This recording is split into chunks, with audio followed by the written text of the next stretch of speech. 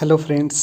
इस वीडियो को हमने स्पेशली बीपीएससी प्रीलिम्स के सोर्सेज के लिए बनाया है कि हमारे वो मिनिमम सोर्सेज क्या हो सकते हैं जिनको हम कम से कम पढ़ करके हम अच्छा से अच्छा स्कोर कर सकते हैं। ठीक है, तो इस वीडियो में हम जानेंगे कि हमारी आगे आने वाली बीपीएससी प्रीलिम्स की स्ट्रेटजी क्या होनी चाहिए। जो भी प्रश्न पूछे जाते हैं उनके लिए किस सोर्स की तरफ हम जाएं कि हम लोग बेहतर स्कोर कर सकें। देखिए, मैं जो बताने जा रहा हूँ ये मिनिमम सोर्सेज है, इनको आपको पढ़ना ही पढ़ना है। आपके सोर्सेज अलग हो सकते हैं, अगर आपने कुछ पढ़ रखा है तो कुछ एक्स्ट्रा करने की ज़रूरत नहीं है, उन्हें बस रिवीजन करते रहिए। लेकिन अगर आपने उनको पढ़ने के बाद भी अच्छा नहीं कर पा रहे तो मैं आपको स्ट्रांगली रिकमेंड करूँगा आप इस सोर्स की तरफ जाइए, आपका स्कोर बेहतर होगा ही होगा। ठीक है, तो आगे आने वाली 67वीं और 68वीं बीपीएससी की प्रीलिम्स की स्ट्रेटजी और उनके लिए क्या सोर्सेज, उनके लिए कौन से बुक्स, कौन से मटेरियल्स होंगे मिनिमम, उसको हम लोग इस वीडियो में देखेंगे। ठीक है, चलिए आगे बढ़ते हैं। तो सबसे पहले जानेंगे कि किस सेक्शन से, किस सब्जेक्ट से कितने प्रश्न पूछे जा रहे हैं। तो सबसे पहला हमारा जो हम देखेंगे कि हिस्ट्री से 35 प्रश्न, साइंस से 30 प्रश्न, करेंट अफेयर से 30 प्रश्न, बिहार स्पेशल से 15 प्रश्न और मैथ्स के 10 प्रश्न इसमें। तो इसमें ध्यान देने वाली बात ये है कि ये कुछ ऊपर नीचे हो सकता है, जैसे 35 का 30 हो सकता है, 38 हो सकता है। इसमें ऐसा क्या है ना कि बिहार स्पेशल और हिस्ट्री का जो पोर्शन है ये मिला करके होता है। जैसे कि बिहार की हिस्ट्री काफ़ी रिच रही है, तो उसमें क्या होता है कि कुछ क्वेश्चंस बिहार की हिस्ट्री से रिलेटेड होता है, तो फिर कुछ ऐसे मतलब रिलेट करके क्वेश्चन पूछे जाते तो ऊपर नीचे हो सकता है। ठीक है, फिर आके हम देखेंगे कि polity, geography, economics and miscellaneous के 30 प्रश्न रहते हैं। इसका मतलब आप ध्यान दे रहे हैं कि देखिए हिस्ट्री से ज़्यादा क्वेश्चन आ रहे हैं, वहीं जीएस के other portions polity, geography, economics में इनको मिला के 30 प्रश्न, और वहाँ अकेले हिस्ट्री 35 ला रहा है। तो इसका मतलब हमें हिस्ट्री पे ज़्यादा फोकस करने की ज़रूरत है। ठीक है, चलिए अब हम देखते हैं बुक्स की तरफ। तो हमारा सबसे पहला जो बुक है वो है क्राउन या फिर लुसेंट की जीके की बुक। देखिए, ये है क्राउन की बुक, ये जो बुक है वो क्राउन की है और ये लुसेंट की है, लुसेंट की जीके की बुक है। ये जानिए कि एक बुक नहीं है, ये मल्टीपल बुक्स का समरी है। ये जानिए कि जितनी भी एनसीईआरटीज़ है सबका समरी है ये। तो इसको आपको पढ़ना ही पढ़ना है। देखिए, अगर आप, मैं ऐसा मानता हूँ कि अगर आपने कुछ दिन से तैयारी कर रहे हैं तो आपने एनसीईआरटी तो पढ़ ली होगी, लेकिन अगर आप, ऐसा नहीं है, अगर आप एनसीईआरटी नहीं भी पढ़े हैं तो इस बुक को आप अच्छी तरह समझ लेते हैं। कि अगर आप एनसीईआरटी पढ़ के आते हैं, अगर आपके पास समय है, एनसीईआरटी पढ़ के आ रहे हैं, तो जानिए कि इस बुक को आप अच्छे से समझ पाएंगे। ठीक है, फिर अगला जो चीज़ है वो ये जानना है कि इस बुक को हमें पढ़ना कैसे है। वो है कि हमें इसको, ऐसे नहीं है कि इसका स्टार्टिंग एंशिएंट हिस्ट्री से होता है, तो ऐसा नहीं कि हमें एंशिएंट हिस्ट्री स्टार्ट कर दिया, वैसा नहीं करना है। मतलब आपको जो इंटरेस्टिंग लगे, जो आपका इंटरेस्टिंग सब्जेक्ट है, वहीं से शुरुआत कीजिए। अगर आपका मॉडर्न इंडिया मतलब इंटरेस्ट आता है उसमें, तो आप वहीं से शुरू कीजिए। पॉलिटी में इंटरेस्ट आता है, वहाँ शुरू कीजिए। साइंस हो सकता है किसी का इंटरेस्टिंग सब्जेक्ट, वहाँ शुरू कर सकते हैं। ठीक, और फिर एक और चीज़ हमने इसमें ध्यान देनी है कि हमें कंटिन्यूटी यहाँ मैटर करती है। मतलब अगर आप ऐसा नहीं है कि आज 4 पेज, 5 पेज, 10 पेज पढ़ लिए फिर 2 दिन गायब है, ऐसे नहीं। 4 पेज ही पढ़िए, 5 पेज ही पढ़िए, लेकिन डेली पढ़िए। और इसको पढ़ने का एक और बेस्ट वे है कि इसका रिवीजन बार बार कीजिए। मल्टीपल टाइम्स इसको पढ़ेंगे तो ही ये बुक कंठस्थ होगी, क्योंकि ऐसा ना कि ये वन लाइनर्स है, वन लाइनर्स है। तो वन लाइनर्स है तो फिर इसको अगर हमें फैक्ट्स है इसमें ज़्यादा से ज़्यादा, तो अगर हमें याद करना है तो इसको हमें मल्टीपल टाइम्स पढ़ना पड़ेगा। ठीक है, चलिए अब ये हो गई क्राउन या फिर लुसेंट, जो भी मन करे आप ले सकते हैं। दोनों बेस्ट बुक है अपने आप में। ये जानिए कि इनमें एनसीईआरटीज़ की पूरा, एनसीईआरटी का पूरा निचोड़ है इसमें। ठीक, चलिए अब आगे देखते हैं बिहार स्पेशल। इसमें आपने वो चीज़ देखा कि बिहार से 10 से 15 प्रश्न, 15 से 20 भी हो जाता है, 20 प्रश्न आने हैं। तो उसके लिए हमें बिहार स्पेशल्स पे ध्यान देना होगा। तो बिहार स्पेशल में हम किस बुक की तरफ जाएं, तो वो जानिए कि क्राउन की ही बुक आती है। ये बिहार स्पेशल की, बिहार सामान्य ज्ञान की, क्राउन पब्लिकेशन की, और एक आता है इम्तियाज़ सर का। आप दोनों में से कोई बुक ले सकते हैं, दोनों बेस्ट बुक है, दोनों अपने आप में बेस्ट बुक है। या फिर अगर आप कोई और बुक भी देखना चाहते हैं, जैसे दृष्टि का आता है, तो अगर आप उसको देखना चाहते हैं तो बिल्कुल वो भी बहुत अच्छी किताब है। किताबें सारी अच्छी होती हैं। बस ये होता है हम उनको पढ़ते कैसे हैं, उनसे कितना ऑब्ज़र्व कर लेते हैं, ये ठीक है। तो अब इसमें हमें क्या है कि बिहार स्पेशल में हमें किस सेक्शन पर ज़्यादा फोकस करने की ज़रूरत है, तो वो है हमें स्वतंत्रता संग्राम पे, ठीक है। स्वतंत्रता संग्राम में मतलब हम लोग का बिहार में हिस्ट्री में हमें, क्योंकि हिस्ट्री ज़्यादा क्वेश्चन आना है, तो बिहार में हमें सबसे ज़्यादा फोकस करना है सबसे ज़्यादा स्वतंत्रता संग्राम में।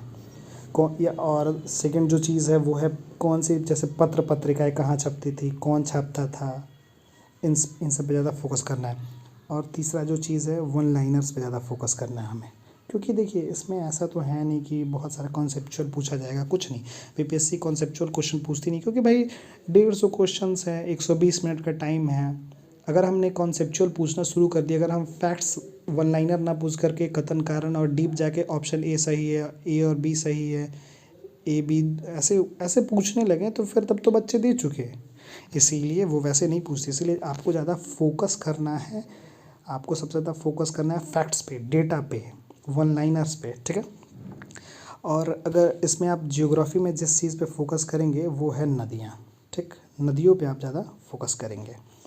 और इकोनॉमिक्स में आप इको सर्वे देख लेंगे, जो बिहार गवर्नमेंट का आता है इको सर्वे, उसको आप देख लेंगे। डेटा पे आप ज़्यादा फोकस करेंगे, ठीक। चलिए आगे बढ़ते हैं। आगे हमारा जो पोर्शन है वो है करंट अफेयर्स का, ठीक है। करंट अफेयर्स में हम लोग किस करंट अफेयर्स की तरफ जाए, आप कोई भी करंट अफेयर्स ले सकते हैं, घटना चक्र का हो गया, एसपीडी का हो गया, किसी का ले सकते हैं आप। हमारा भी करंट अफेयर्स इंस्टाग्राम से पढ़ सकते हैं। तो ऐसा कि अगर आपने मंथली करंट अफेयर्स कर रखा है तो फिर तो कोई दिक्कत ही नहीं है, लेकिन अगर आपने मंथली नहीं कर रखा है तो फिर आप घटना चक्र का वार्षिकांक ले लीजिए, ईयरली ले लीजिए, ठीक है। उसमें आता है घटना चक्र का ईयरली, उसको आप ले सकते हैं। और इसमें किस में ज़्यादा फोकस करने की ज़रूरत है, तो इसमें भी वो ध्यान देने वाली बात है कि वो भी वन लाइनर्स ही हो, ठीक है। वन लाइनर्स पे ही हम लोग को ज़्यादा फोकस करना है। उसके बाद उस पोर्शंस पे हमें खेल पे ज़्यादा फोकस करने की ज़रूरत है, प्राइज़ पे ज़्यादा फोकस करने की ज़रूरत है, पुरस्कार उस पुरस्कार पे ज़्यादा फोकस करने की ज़रूरत है, ठीक है। उसके बाद हम देखेंगे कि ये देखिए ये है घटना चक्र का। उसके बाद हम देखेंगे कि उसके बाद जो मेन चीज़ है, जैसे देखिए मैथ्स के क्वेश्चंस आने हैं इसमें। मैथ्स के आप जानिए कि इसमें 10 से 15 10 क्वेश्चन, 10 से 15 नहीं, 10 क्वेश्चन उसका फिक्स है मैथ्स के 10। तो देखिए जब 10 क्वेश्चंस आने हैं तो जिनको मैथ्स बिल्कुल नहीं भी आता है तो वो भी 5-6 कर लेंगे, इतने ईजी क्वेश्चंस रहते हैं। फिर भी आपको इसमें ऐसा नहीं है कि अब बुक लेके बैठ जाना है, मैथ्स की कोई बुक लेके बैठ गया अब मैथ्स की प्रैक्टिस की जा रहा है, वैसे नहीं करना है आपको।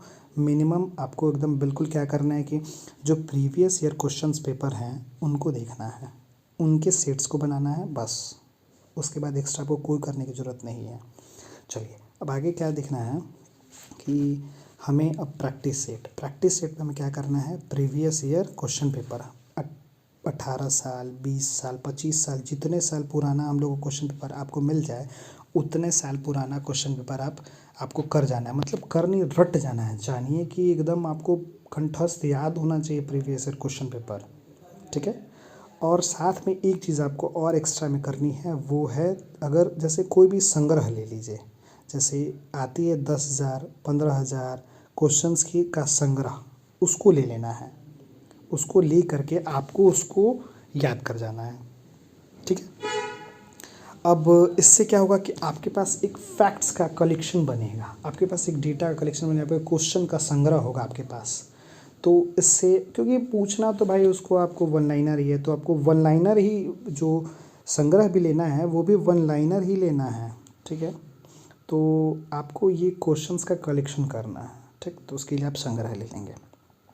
चलिए अब जो मेन चीज़ है, अब इसमें इसमें अन्य महत्वपूर्ण बातें हम जानेंगे। उसमें क्या है कि प्रश्नों के ट्रेंड्स को देखिए। ट्रेंड्स मतलब जब आप प्रीवियस ईयर क्वेश्चन पेपर करेंगे तो उसमें आप प्रश्नों के ट्रेंड्स को देखिए कि भाई मतलब प्रश्न कैसे पूछे जा रहे हैं। जैसे अगर मैंने आपको बताया कि स्वतंत्रता संग्राम से ज़्यादा क्वेश्चन आ रहे हैं, मैंने आपको ऊपर बताया स्वतंत्रता संग्राम ज़्यादा क्वेश्चन आया तो आपको स्वतंत्रता संग्राम पे ज़्यादा फोकस करना है। वैसे ही आपको जियोग्राफी, पॉलिटी, इकोनॉमिक्स इनसे कम क्वेश्चन आ रहे हैं, हिस्ट्री से ज़्यादा आ रहे हैं, तो आपको किस पे, हिस्ट्री पे ज़्यादा फोकस करना है, ठीक। दूसरी चीज़ है कि प्रश्नों की गहराई एवं विस्तार को समझिए। अब गहराई एवं विस्तार का मतलब ये हो गया कि आप ये समझिए कि जो भी प्रश्न आ रहे हैं वो जैसे कि मतलब अगर कोई फैक्ट्स है तो उसके बहुत डीप जाके नहीं पूछ रहा है, वो कॉन्सेप्ट को नहीं पूछेगा, वो डायरेक्ट उसके बारे में डेटा पूछ लेगा वन लाइन में। ठीक है, जैसे अगर ऐसे डेटा पूछ लेगा कि हाँ भाई यूएस ओपन को किसने जीता, ये हो गया, ये डेटा है, ये गहराई है इस प्रश्न की। तो देखिए यूपीएससी और बीपीएससी में यही अंतर है, उसमें क्या होता है कि उसका जो विस्तार होता है यूपीएससी का वो सीमित है और गहराई उसमें ज़्यादा है। लेकिन यहाँ क्या है कि गहराई कम है लेकिन विस्तार ज़्यादा है। मतलब आपको बहुत सारे एरियाज़ पे फोकस करना है लेकिन थोड़ा थोड़ा ही करना है। ठीक है, लेकिन वहाँ क्या है, आपको कम एरियाज़ पे फोकस करना है लेकिन ज़्यादा करना है, डीप में जाके करना है। इसी को कहते हैं प्रश्नों की गहराई एवं विस्तार। ठीक, इसमें आपको पढ़ना है, ठीक है, लेकिन ज़्यादा डीप में जाकर नहीं, लेकिन हाँ ज़्यादा चीज़ों को पढ़ना है। ठीक, चलिए अब तीसरा चीज़, अगर कोई कह रहा है कि हाँ भाई आप बीपीएससी को कॉन्सेप्ट पढ़ के आप क्लियर कर लेंगे, तो वो जानिए कि आपको मिसगाइड कर रहा है। क्योंकि इस भाई आप प्रीवियस ईयर क्वेश्चन पेपर लगाएंगे तो आप खुद देख लेंगे कि वन लाइनर्स आ रहे हैं, वो डायरेक्ट सीधे क्वेश्चंस फैक्ट से डायरेक्ट सीधा पूछ देता है। तो जानिए कि आपको कॉन्सेप्ट से कुछ नहीं होने वाला है, वहाँ आपको सिर्फ वन लाइनर रटना ही पड़ेगा, कोई आपके पास अदर ऑप्शन नहीं है। वन लाइनर रटिए, एक ही यही चीज़ है, रटिए बिल्कुल। ऐसा नहीं है कि मतलब मैं ये नहीं कह रहा कि नहीं आप कॉन्सेप्ट पढ़ के, नहीं, रटिए, वन लाइनर रट जाइए जितना हो सके। ठीक, चलिए अब चौथा चीज़ है कि हमारा एलिमिनेशन मेथड।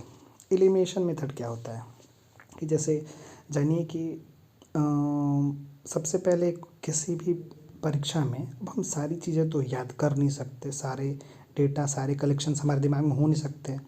तो उसी लिए होता क्या है कि एलिमिनेशन मेथड अपनाया जाता है। मतलब अगर कोई क्वेश्चन है उसके 4 ऑप्शंस हैं तो हमें सबसे पहले ये देखा जाता है कि मतलब अगर आप पढ़े हैं उसके बारे में थोड़ा भी जानते हैं तो दिमाग आपको थोड़ा सा हिंट दे देगा कि हाँ भाई ये दो तो बिल्कुल नहीं होने वाले, तो इनको बस ऐसे रिमूव कर लिए। ठीक है, ये हो गए, रिमूव हो गए, अब बचे ये दो अब बचे, तो अब फिर इनमें से कौन सा है, तो ये चीज़ आपको एलिमिनेशन मेथड, इसी नहीं किसी भी एग्ज़ाम के लिए एलिमिनेशन मेथड सीखिए आप। ठीक है, चलिए अब आगे देखते हैं। हो गया, बस यही है, इतना ये मिनिमम सोर्सेज हैं, इनको पढ़ के आप आराम से बीपीएससी का प्रीलिम्स क्लियर कर सकते हैं, इसकी मैं गारंटी देता हूँ। ठीक है, अब अगर फिर भी इतने के बाद फिर भी अगर आपको कोई क्वेरी है तो आप कमेंट बॉक्स में कमेंट कर सकते हैं, या फिर हमारे इंस्टाग्राम पे भी जुड़ सकते हैं। हमारी इंस्टा आईडी है करेंट अफेयर्स कोर्स। ठीक है, करेंट अफेयर्स कोर्स के नाम से हमारी इंस्टा आईडी है और 470 के फॉलोअर्स हैं, आप वहाँ जुड़ सकते हैं। ठीक है, चलिए फिर, गुड नाइट।